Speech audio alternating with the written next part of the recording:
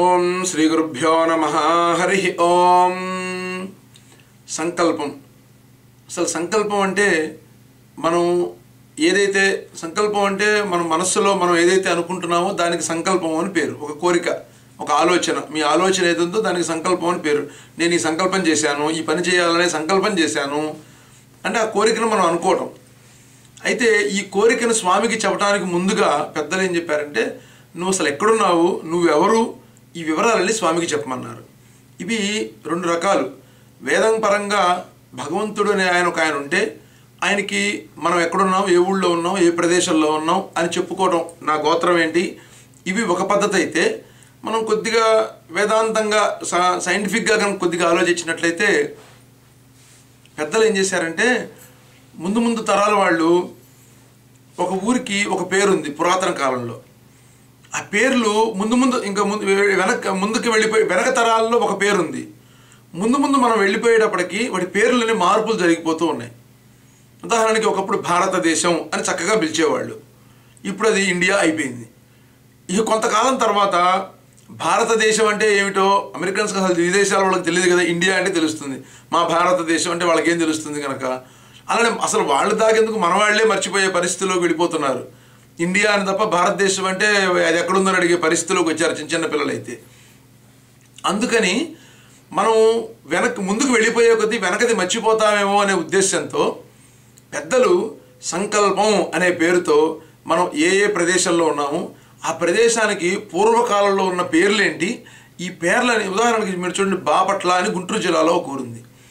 దానికి పురాతన కాలంలో ఉన్న పేరు భావపురి, ఇప్పుడు అది బాపట్లగా మారింది. అలా చాలా ఊళ్ళు ఇలా మారిపోతూ ఉన్నాయి. ఎన్నో పేర్లు, హైదర్ నగరం ఏదో ఉంది, దానికి హైదరాబాద్ అని మనం మారిపోలా. ఇలా ఇన్ని పేర్లు మారిపోతే పాతకాలంలో ఉన్న పేర్లు మనం మర్చిపోతున్నాం. దీన్ని గుర్తు చేయడం కోసం మహర్షులు పూజ అనే దాంట్లో సంకల్పం అనే పేరుతో ఆ కాలంలో ఈ ఖండాలకు ఏ పేర్లు పెట్టారో మహర్షులు వాటి పేర్లని చెప్తున్నారు. అంతేకాకుండా అసలు నీ గోత్రం ఏంటో నీకు గుర్తుండాలి కదా. అందుకని ఈ గోత్రము బలానా ఋషి పేరుతో ఆయన వంశంలో మేము పుట్టాను, అది ఋషి గోత్రం, కాబట్టి మీ గోత్రం మీకు తెలియాలి అనే ఉద్దేశంతో కూడా పూజలో మీ గోత్రం పేరు చెప్పుకోండి, తర్వాత మీరు ఎక్కడున్నారో చెప్పుకోండి అని ఒక సంకల్పాన్ని అందించారు. దీన్ని మర్చిపోకుండా తరతరాలుగా ఇంకా 100 సంవత్సరాలు, ఇంకా 2000 సంవత్సరాలు దాటిపోయినా ఇవి మర్చిపోకుండా ప్రతి వాళ్ళు గుర్తుపెట్టుకోవడానికి వీలుగా మనకి మహర్షులు అందించిన విజ్ఞానం సంకల్పం. సంకల్పం అంటే అంత విశేషం. ఆ సంకల్పాన్ని ఇప్పుడు మనం చెప్పుకోబోతున్నాం. ఈ సంకల్పంలో ఎన్నో విశేషాలు ఇచ్చారు మీకు. ఆచమనం, ఆచమ్య, ఓం కేశవాజ స్వాహతో మొదలయ్యి గోత్ర, నామధేయ, మీ గోత్రం పేరు చెప్పుకోవడంతో ఎండ్ అవుతుంది సంకల్పం వరకు. ఇంత సంకల్పంలో విశేషం ఎన్నో, ప్రతిదీ అటు ఆధ్యాత్మికంగా ఇటు సైంటిఫిక్గా కూడా ఎన్నో విషయాలు అందించారు.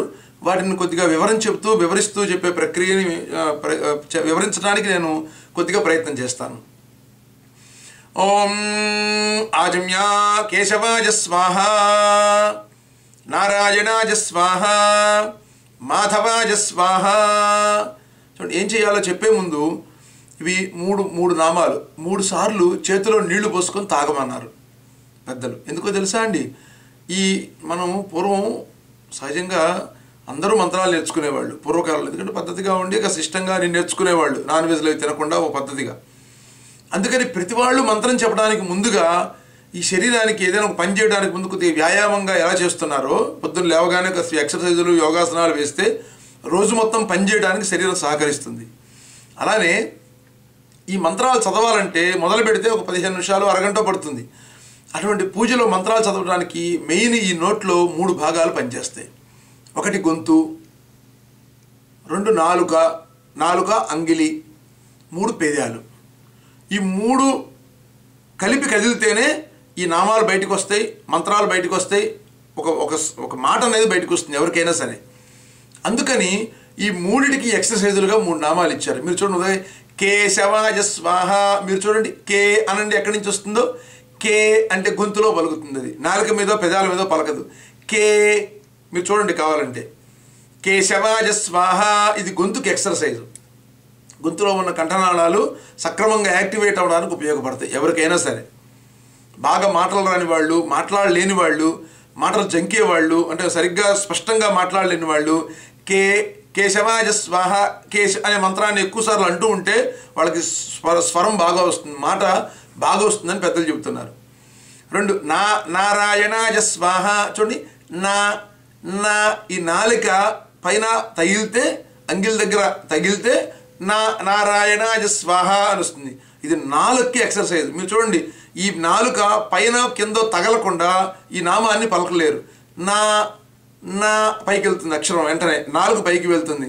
నాలుకే కదా, నాలుగు కదలకుండా మీకు ఒక మాట కూడా బయటికి రాదు అసలు. అందుకని నాలుగుకి ఎక్సర్సైజ్ కోసం నారాయణాయ స్వాహ. నాలుక మందంగా ఉన్నవాళ్ళు మాటలు సక్రమంగా అంటే బాగా స్పష్టంగా పలకడం, ముద్దగా పలుకుతుంటారు చూసారా చాలామంది, ముద్దగా అలా పలికే వాళ్ళకి ఇది చాలా మంచి ఎక్సర్సైజ్ అని చెప్పారు. 3 మాధవాయ స్వాహ. చూడండి, మా 2 పెదాలు కలుస్తాయి. పెదాలు కలవకుండా మాధవ అని ఎవరు అనలేరు ఈ ప్రపంచంలో. చూడండి, మీరు ట్రై చేసుకోండి కావాలంటే. మాధవాయ స్వాహ, 2 పెదాలు కలుస్తాయి. అంటే మీరు ఏది మాట్లాడినా, గొంతులోంచి వచ్చినా, నాలుక కదలిక వల్ల వచ్చినా, ఈ 2 పెదాల కదలిక ఇలా కదులుతూ విడిపోతూ ఉన్న దాని వల్లనే మాటలు బయటకు వస్తున్నాయి. మీరు 2 పెదాలు అని మూస్తే ఈ గొంతు ఎంత పలికినా, ఎంత వాగినా అక్షరం బయటికి రాదు. అందుకని ఈ పెదాలు కదలిక ఎంతో ప్రాముఖ్యం. పెదాల కదలిక యొక్క సిస్టమ్ ప్రకారం స్పష్టత, ఎంత చక్కగా పలికినా వీణుంది. వీణ సక్రమంగా లేకపోతే ఎంత మహావాయిద్యగాయుడిని పిలిచి ఈ వీణ వాయించంటే పగిలిపోయిన బాగా లూజ్ అయిన ఒక తబలా ఇచ్చి జాకిర్ హుస్సేన్ గారిని పిలిస్తే ఏం వాయిస్తాడు ఆయన? జాకిర్ హుస్సేన్ గారు వాయించాలన్నా తబలా బాగుండాలి. తబలా బాగుంటే ఆయన బ్రహ్మాండంగా వాయిస్తారు. అలానే ఈ లోపల నుంచి ఎంత కంఠస్వరం బాగా వచ్చినా, నాలుక అందమైన అక్షరాలను బయటికి పంపించినా ఆ ధ్వనిని అక్షరాలుగా మార్చి నాలుక బయటికి పంపిస్తుంది. పంపించిన అక్షరాలని అలా మరలుస్తూ దాన్ని అక్షరాలుగా బయటికి చెక్కేది పెదాలు. ఈ పెదాలు అలా కలుస్తాయి, కొన్ని చోట్ల విడబడతాయి. అలా కదలికల వల్ల అక్షరంగా ఏర్పడతాయి. ఇలా అందమైన అక్షరాలుగా, అందమైన పదాలుగా సొగసుగా బయటికి తెప్పించేవి పెదాలు. ఈ రహస్యాన్ని మనకు చెప్పడం కోసం మహర్షులు మూడు ఆచమనాలు చేయండి అని 3 ఇచ్చారు. ఈ మిగిలినవన్నీ ఇలా ఎక్సర్సైజులు ఉండవు. అందుకని ఈ 3టినే ప్రాధాన్యత కల్పిస్తూ ఇచ్చారు. అందుకనే 3 సార్లు చేతిలో నీళ్లు పోసుకొని తాగమని పెద్దలు మనకి, ఇది సైంటిఫిక్గా మనం తెలుసుకోవాల్సింది. సరే, వేదాంతంగా వేదపరంగా చూస్తే స్నానం చేసి బహిశుద్ధి చేసుకున్నాం, శరీరాన్ని శుద్ధి చేసుకున్నాం. మరి అంత శుద్ధి జరగాలి కదా.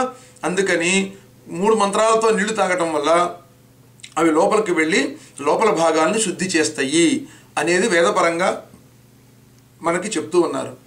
అటువంటి సంకల్పాన్ని మనం ఇప్పుడు చేసుకోబోతున్నాం. ముందుగా దీపారాధన చేయాలి. ఎప్పుడైనా సరే సంకల్పం అంటే దేవుడి దగ్గర చేస్తాం. ఇది చేసే ముందు దీపం పెట్టుకోవాలి. దీపారాధన చేసి దీపానికి పసుపు, కుంకుమ, గంధం బొట్లు పెట్టి ఒక పుష్పం పెట్టి నమస్కారం చేసుకొని ఇప్పుడు సంకల్పాన్ని మనం ప్రారంభం చేస్తున్నాం. ఓం ఆచమ్య. చూడండి, ఎప్పుడైనా సరే సంకల్పం చేసేటప్పుడు 2 గ్లాసుల నీళ్లు ఉండాలి. ఒక గ్లాసు మనం ఆచమనం నీళ్లు తాగడానికి, చేతులు కడుక్కోవడానికి. ఒక గ్లాసు స్వామికి నీళ్లు ఇవ్వడానికి, ఆయనకి కూడా కాళ్ళు చేతులు కడగడం, తాగించడం ఇవన్నీ ఉంటాయి. అందుకని వారికి ఒక గ్లాసు, మనకు ఒక గ్లాసు. మన గ్లాసులో నీళ్లు వారు తాగకూడదు, ఎంగిలి కదా, మనం తాగుతూ పక్కోళ్ళకి ఇవ్వం కాబట్టి. ఇప్పుడు చేయండి. మీ గ్లాసు పెట్టుకున్న గ్లాసులో స్పూన్ తీసుకొని ఎడం చేత్తో కుడి చేతిలో ఇలా చేయబెట్టి నీళ్లు వేసుకొని తాగండి. ఓం ఆజమ్య కేశవాయ స్వాహ ఒకసారి, రెండోసారి నారాయణాయ స్వాహ, మూడవసారి మాధవాయ స్వాహ. అయిందా? చేయి కడుక్కోండి. గోవిందాయ నమః. ఇవి 24 మంత్రాలు. ఎందుకంటే ఈ శరీరంలో 24 భాగాలు, చాలా ప్రాముఖ్యం గల భాగాలు ఉన్నాయి. ఈ పెదాలు, గొంతు, నాలుక ఎంత అక్షరాలకు ప్రాముఖ్యమో, అంటే పదాలు మాట్లాడటానికి ప్రాముఖ్యమో, అలా ఈ శరీరంలో ప్రతి అంగము అందులో 24 అంగాలుగా విభజించారు. చాలా ప్రాముఖ్యం గలవి. వీటిని జాగ్రత్తగా చూసుకోండి, లేకపోతే మీరు మోక్షాన్ని చేరలేరు. ఏ అంగం పాడైనా మీరు భగవంతుడిని తెలుసుకోలేరు. భగవంతుడి గురించి కాదు, మీరు అనుకున్న పనిలో విజయాన్ని సాధించలేరు అని చెప్తూ 24 మంత్రాలుగా చెప్పారు.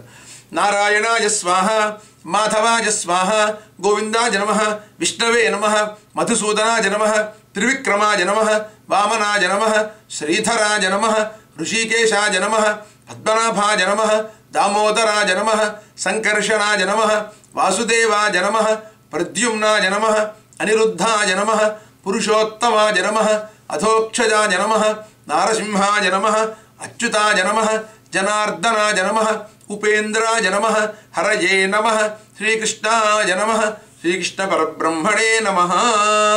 ఇప్పుడు 2 అక్షతలు తీసుకోండి. తీసుకొని మీరు ఒక్కళ్ళే ఉంటే మీ ఎడం చేతి పక్కగా వెనక్కి వేసుకోండి. చూడండి ఇలా. ఒకవేళ పక్కన మీ భార్య ఉంటే వారి పక్క నుంచి, వారికి ఎడం చేతి వైపు పక్క నుంచి అలా వెనక్కి వేసేయండి. ఉత్తిష్టంతు భూత పిశాచాః. ఇది ఎందుకు చెప్తారంటే పెద్దలు, మనం ఒక సైంటిఫిక్గా చూద్దాం వేదం ఏం చెప్పిందో ఒక నిమిషం పక్కన పెడితే, పాతకాలంలో అందరికీ మట్టిళ్ళు ఉండేవి. ఈ మట్టిళ్లలో ఇంట్లో పూజా పునస్కారాలు జరిగినప్పుడు ఊళ్ళో అందరినీ పిలుచుకునేవాళ్ళు. అందరూ వచ్చినప్పుడు కాళ్ళకి చెప్పులు ఉండేవి కాదు పురాతన కాలంలో. అందుకని ఒకవేళ చెప్పులున్న ఎవరికో పెద్ద పెద్దోళ్ళకు ఉండేవి.